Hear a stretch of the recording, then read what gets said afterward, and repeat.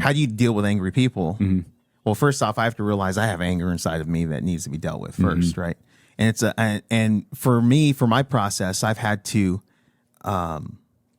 one of the things that has been tremendous in my life is understanding that I can't have what anger is an emotion.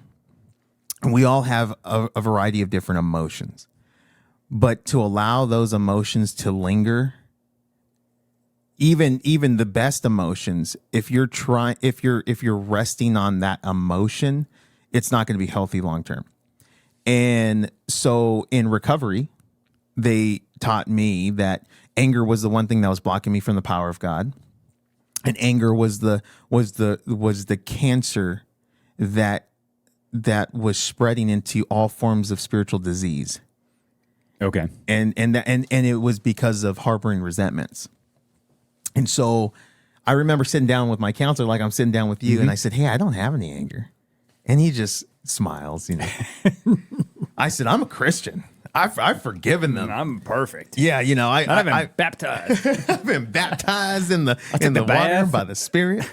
And he says, "Well, humor me for a little bit."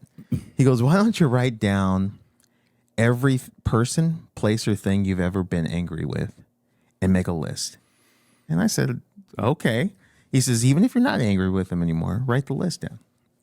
I made this huge list of people that I had ever been angry with. And then next to that, he said, in one or two sentences, write down what they did. I said, "Well, this is a 20-year-long relationship. There's all kinds of stuff that I make." He goes, "No, there's a root reason why you're angry. This person was not who I thought they should be to me.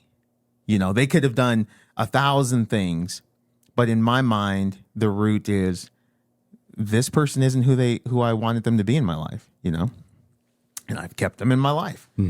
So he said, "Okay, write down the root of it. What's the main thing you're upset with? Third, what part of self did that hurt? My pride, my selfishness, my finances. Did this hurt any part of who I think I am?" And then the most important part was, what did I do that was negative without justification in response to what they did?